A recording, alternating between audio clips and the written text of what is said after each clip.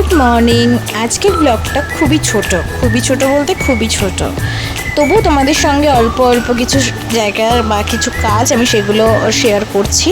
আজকে সকালবেলা তাড়াতাড়ি করে উঠে গেছিলাম কারণ কিছু কাজ ছিল পেন্ডিং, আর কাজটা আমাকে আজকে করতেই হবে কারণ পরপর আমার শিডিউল রেডি করা।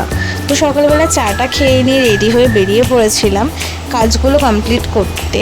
তো কাজগুলোর সঙ্গে অনেকটা রিলেটেড রয়েছে আমার পরের দিনের সব শিডিউলগুলো, ওর জন্য না ভাবছি। আর যাই হোক, আজকের গরমটাও ছিল অতিরিক্ত, কারণ আমি বুঝতে পারছিলাম না, অনেকেই বলছে যে গরম, অনেকেই বলছে ঠান্ডা, তাই আমি কনফিউশনে পড়ে গেছিলাম। আর মেট্রো এতটা ফাঁকা লাগছিল কারণ আমার মনে হচ্ছিল যে আমি কেবল লকডাউন কোনো ভাইবস পাচ্ছি। দেন একটু চুল ঠিক করে কাট মেরে নিচ্ছিলাম। তারপরে সত্যি কথা বলতে এরকম সময়টা বাইরে বেরোনোটা না আমার কাছে খুব ভালো লাগে, কারণ কি বলতো এই সময়টা ওয়েদারটা বা প্রকৃতিটাকে দেখতে আমার এত ভালো লাগে কি বলবো।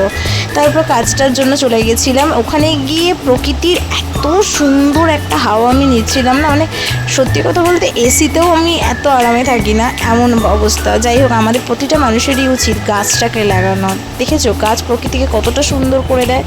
দেন একটুখানি দাঁড়িয়েছিলাম এবং নিজেকে দেখছি, শুধু বারবার একটা কথাই ভাবছি, কি ঢং, এক চুল পড়ে পড়ে এক একবার হয়ে যাচ্ছে। যাই হোক, বাড়িতে ফিরে এসেছি, দেখা হচ্ছে নেক্সট কোনো পার্টে। ততক্ষণ আমার চ্যানেলটা সাবস্ক্রাইব করো, আর হ্যাঁ, লাইক কমেন্ট শেয়ার অবশ্যই করো। তো ততক্ষণ টাটা।